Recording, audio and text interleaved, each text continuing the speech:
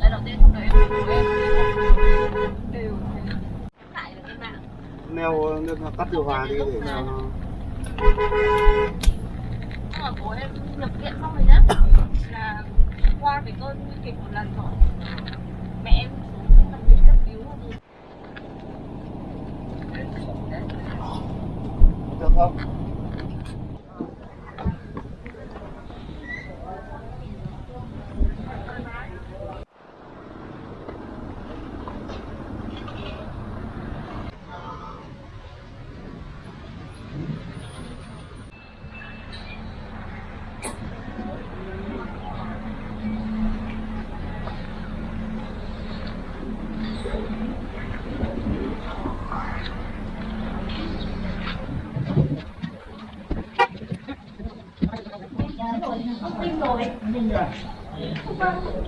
Anh em ơi.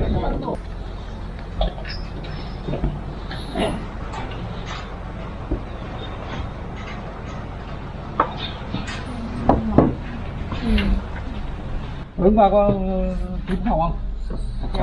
Đẹp không? 3 phòng đấy. Có 3 phòng.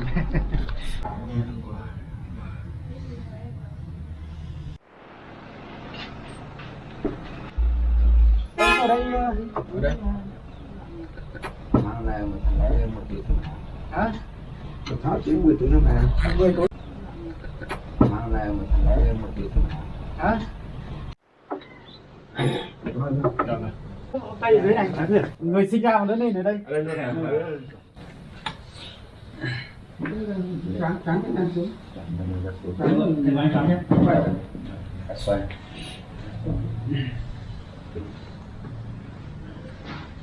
Chị Xuân thì nó Con đấy là đa số con lê cưới ở dưới xá, mấy anh có con lê cưới không là cả các chú cô A ở dưới kia con lê, sau là một vụ bên kia là đánh nhau và tiếp là đi sau tiếp mang cơm.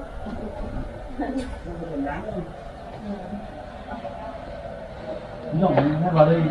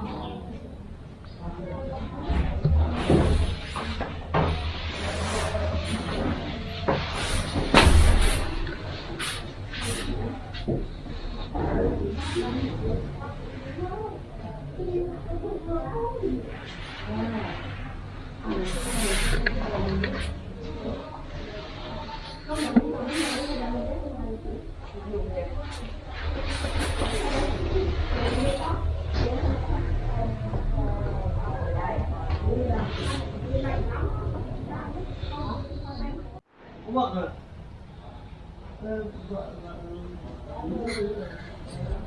Điều đó ta nói không được về với vợ đấy.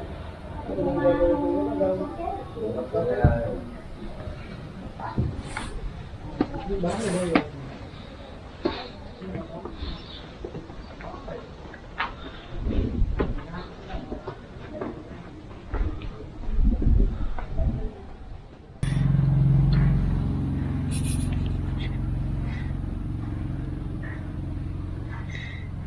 Yếu thế. Mà đã ăn gì chưa?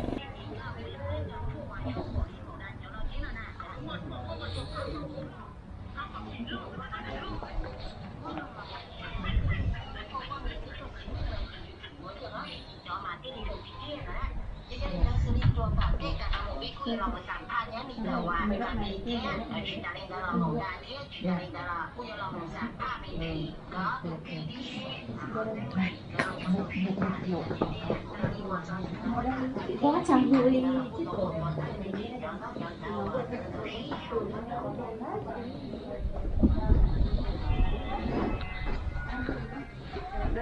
Này có khách không?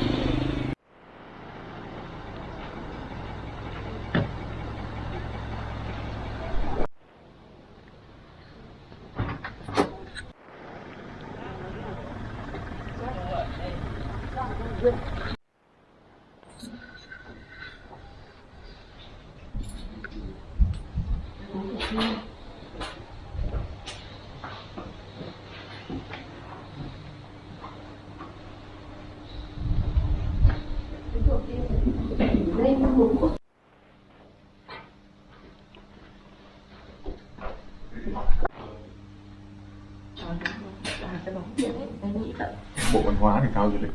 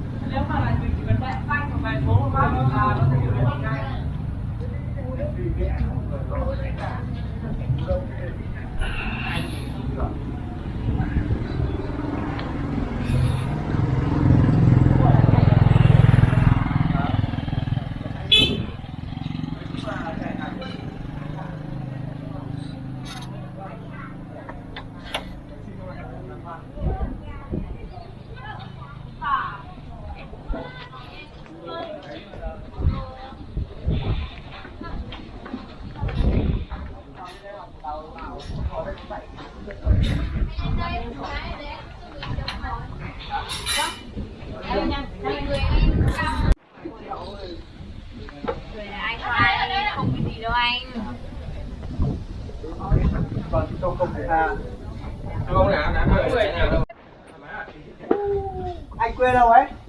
24 được anh. Anh quê đâu ấy? Quê 23. 23. Ăn gì khối? Anh đừng nhìn như thế, xấu hổ lắm. Hỏi luôn anh quê đâu đấy là đang đủ biết rồi. Chín rồi. Cái này chín rồi anh ạ. Chín rồi. Đi anh, làm cái gì anh? Đi anh.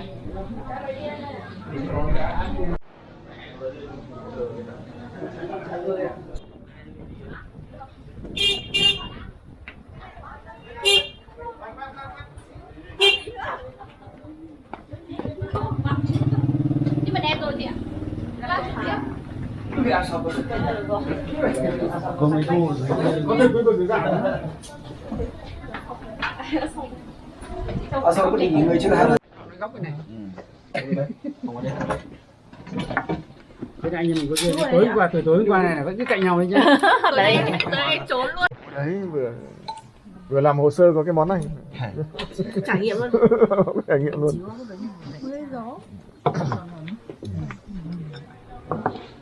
Vâng lại nhỉ. Vẫn ra. Em gọi đi. Rồi anh ngồi đi. Có cơm nhé. Ơ nhỉ? Đấy. Lên điệu. Ok, đang không cơm. Cái gì? Ăn nhiều cơm. Để cơm không ăn, anh đi ăn cái gì? Hả? Chú bác không? Bên này chú bác là có. Ơ Xuân đâu? Xuân đi về rồi. Việc rồi. Xuân có việc thì phải về. Rồi mời em cơm nhá. Vâng. Anh em đi. Chủ nhà đấy à? Chủ nhà đây. Rồi, cơm này. Làng được trên tổng số 260 làng đấy.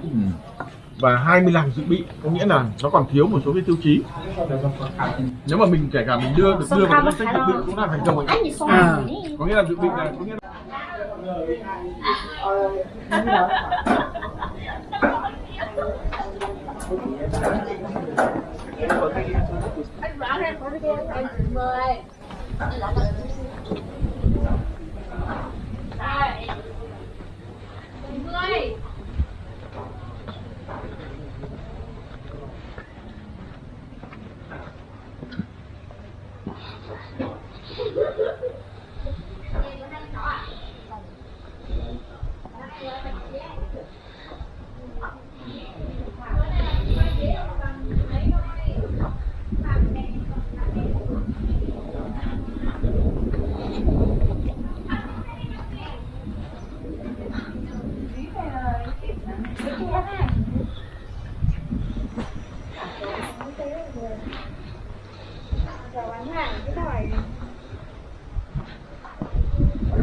hơi bị đẹp.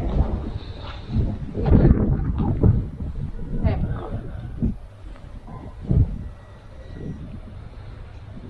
Mua bán hàng được không? Cơm lẩu ấy.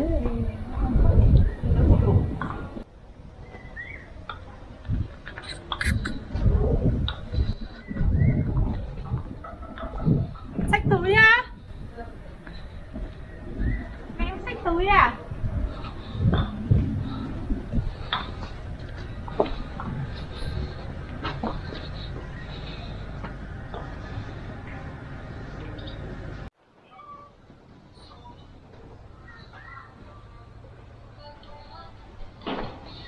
Đâu cho một kiểu ngồi nhìn thẳng thôi.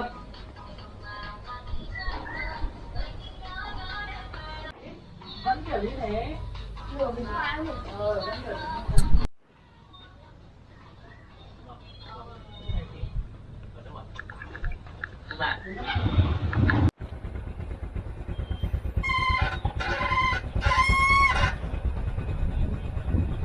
ai vào đây chụp kiểu nữa này. Chụp nhật tí. Rồi đưa lên Facebook là giờ là làm Lô Lô này. Để đây đi đâu. Chặt kia vào. Đó. Sure.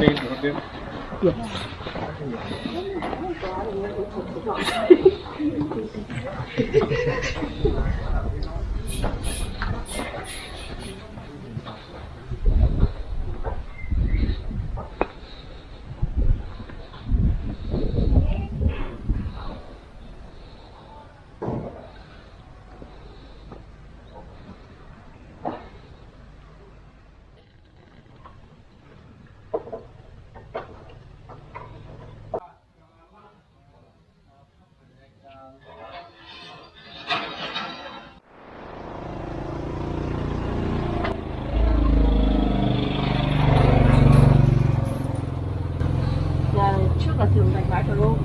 Vâng, là chỉ thị số 7. Đấy, số 7. Hôm nay mình quay rồi. Không mới là hẹn nhà mới. Nhà này khi năm ngoái kia tụ.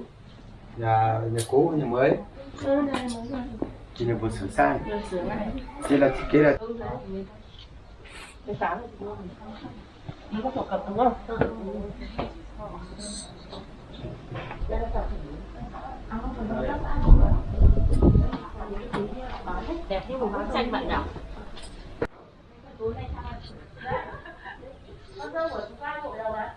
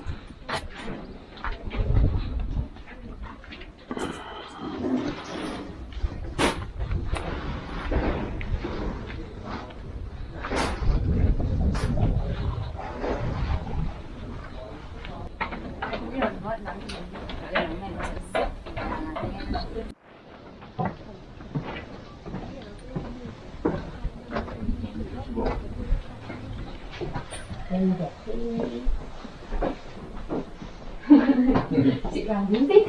Chiêu chiêu. Thế bây giờ 6 bộ sưu tập rồi. 6 bộ sưu tập. Những bộ thì Vâng. Chú gái chụp Lô Lô. ui đẹp nhá.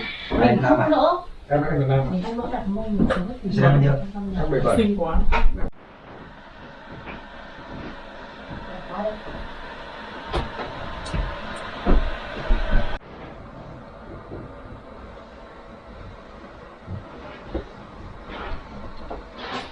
Cái này là Lô Lô biết không?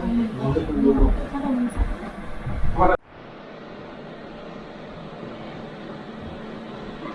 Hồ xinh yêu. Đá bóng là Đá bóng rồi các kiểu.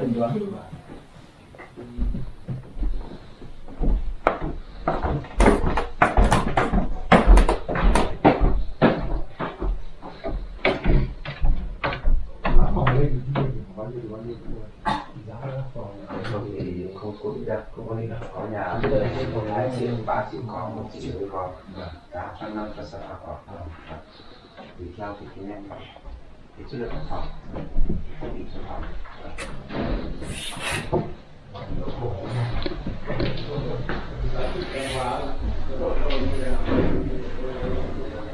Chất lượng ok hơn đúng không? Rộng.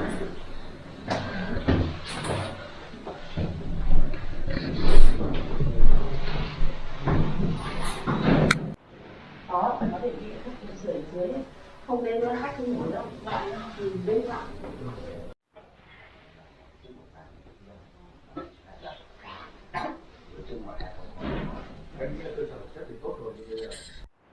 Đây là cái ghế luôn này. cái ghế này.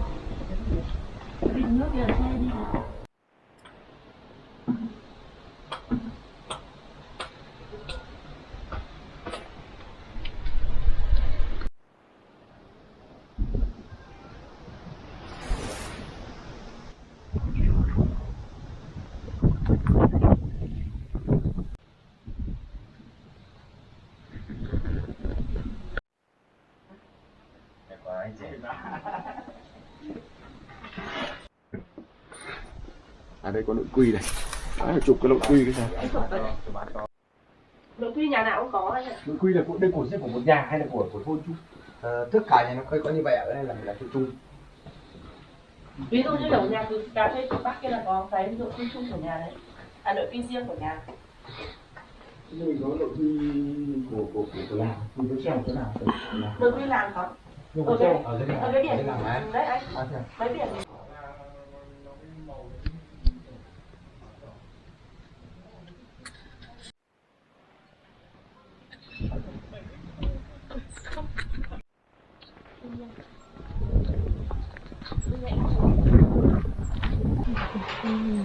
Có cà phê.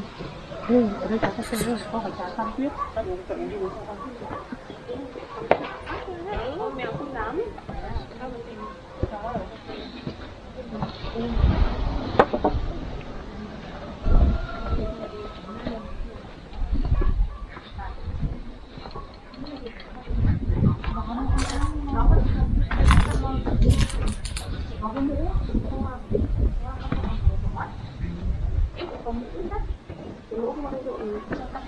Nhưng mà cái mũ đứng lên thì nó không có cái dây như thế này.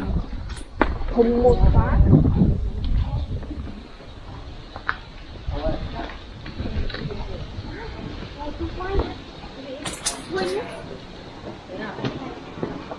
Ông có swing nắm được cột cờ không nhỉ? Ủa thế ạ?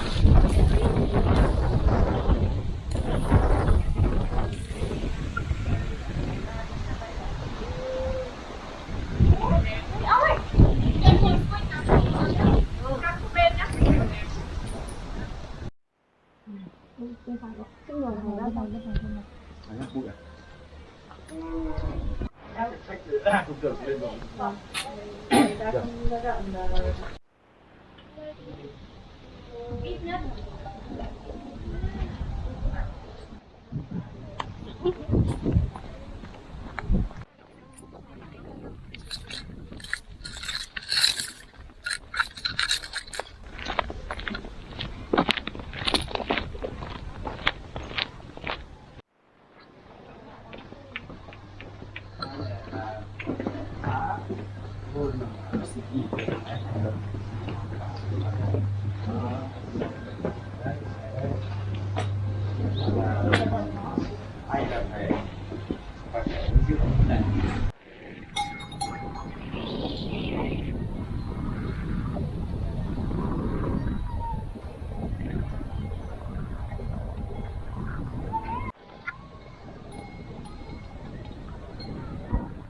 Y pọ. à y pọ tiếng Anh là phòng của bố, phòng của mẹ. Đúng rồi.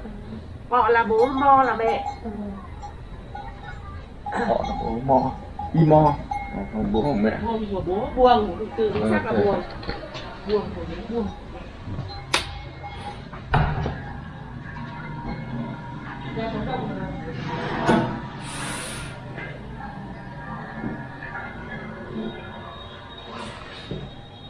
Lát đi đâu? Ơi, 300 kia.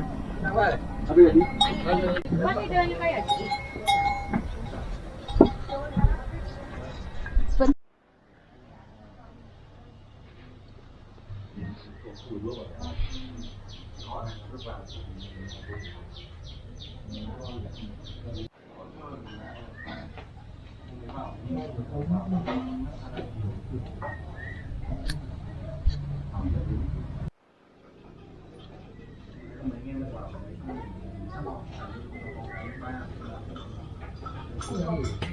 Đây!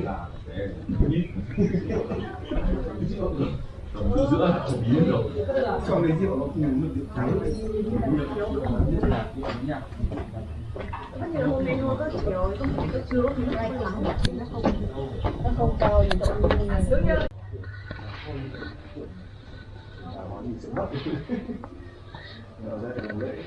Mình mà vào một phát làm bát ngay là mình lại phải làm cái y mà mình phải làm.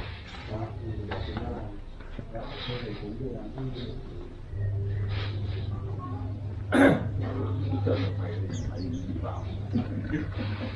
Đã đi vào đi. Có nghe đấy nhưng không để ý. Có nhớ nói vụ làm lễ nhưng mà không để ý.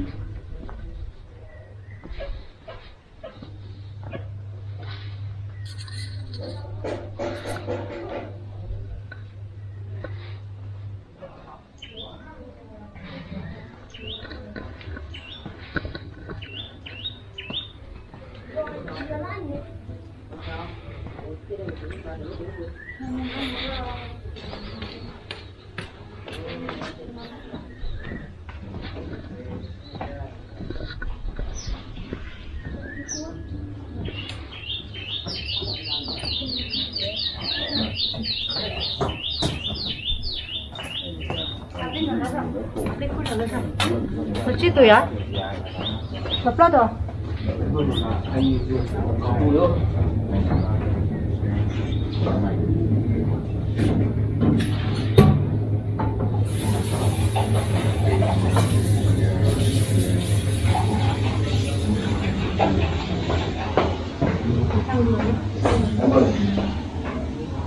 Bốn cặp đấy. Guys, very well. Recommend this.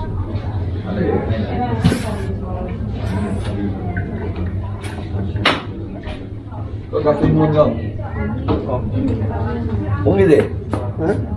Đâu chứ? Đâu? Mạnh mới quen đâu uống gì? Gì đấy? Tôi chỉ muốn mắt trai mà. Ăn trà rồi. Mạnh đâu uống? Gì đấy? Đâu vậy? Uống cái gì gọi? matcha. Bọc thế này.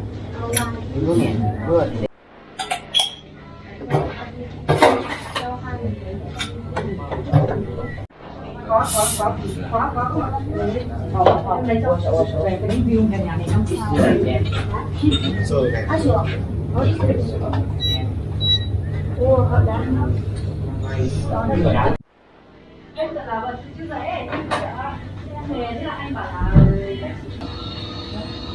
không rõ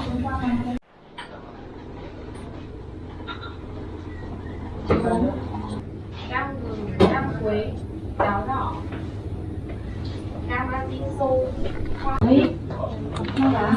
Đâu bạn? Nấu. Anh ngủ đấy không? Vâng, đúng rồi.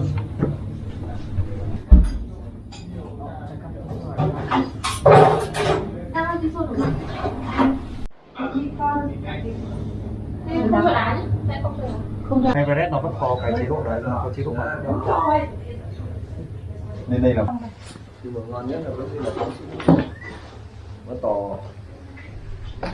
Quay lại. Ô, ông cái vì Hà Giang nó đẹp chứ. Cái vì là ô cũng thương.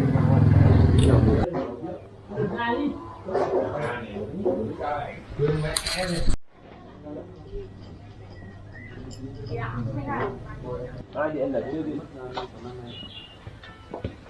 Bà mẹ nó là cái lúc bà mà lúc em vừa vào bà ớt tưởng Đẹp không? Em đẹp. Bạn đẹp đi mày. Đẹp đi được, biết đẹp thì đẹp đi.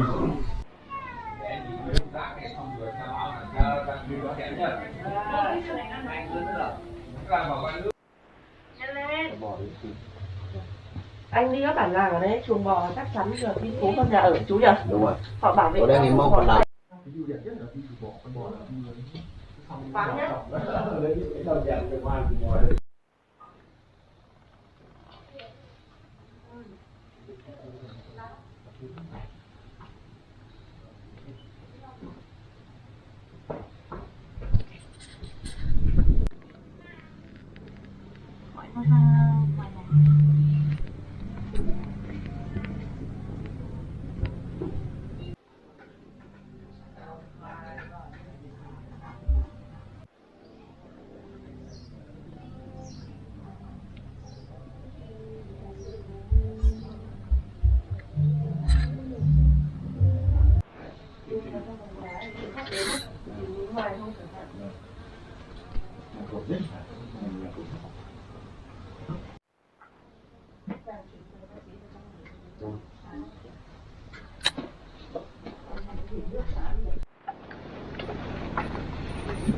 dồi ôi, khiếp thế.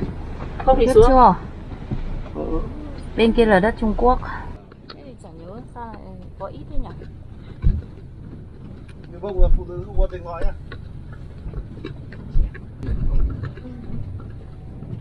Ban nãy của nó mình là chắc là rác tại bên kia. Hàng đấy chưa?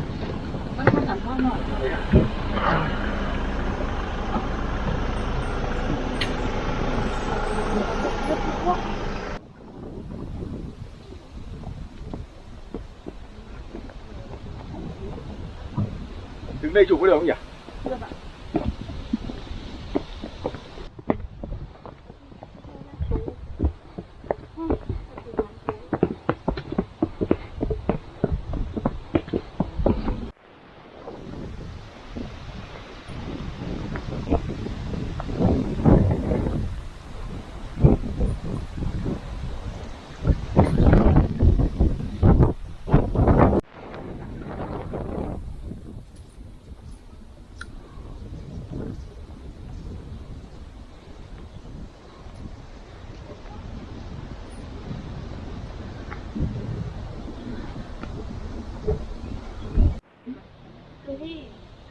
Thao sữa này.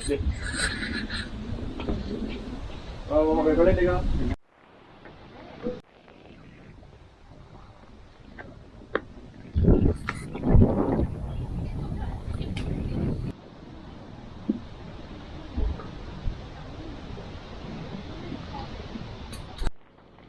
Cái tiếng này không?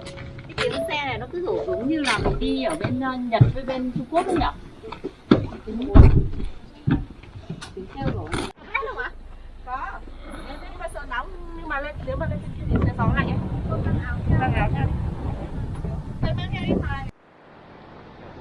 Theo tôi rồi đó. Đấy, có vòng. Gió lắm.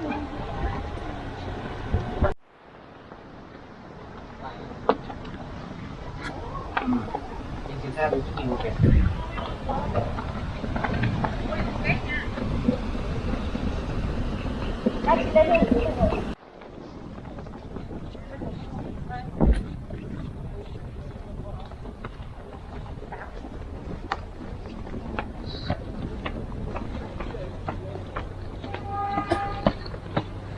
Nó có một cái gì đó liên quan đến con cúc đá, phải không nhỉ?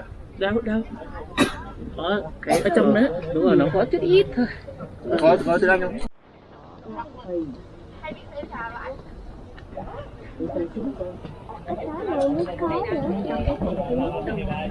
Không tâm của anh.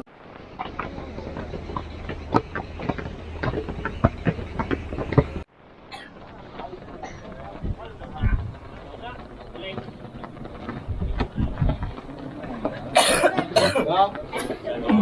Hả? Ngồi chỗ khác. Được rồi, đi đi. Tưởng là lấp như thế thôi. Không ở đây nha. Được. Đấy. Đưa. Nhau đi dẫn lấy chuyện thành. Đi đây.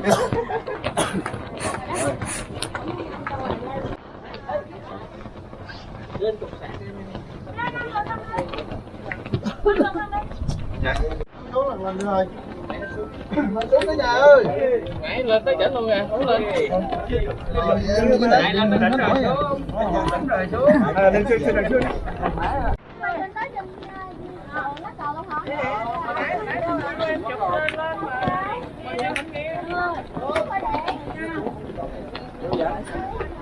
Chị đang đeo khẩu trang đấy chị. Ngon quá thôi.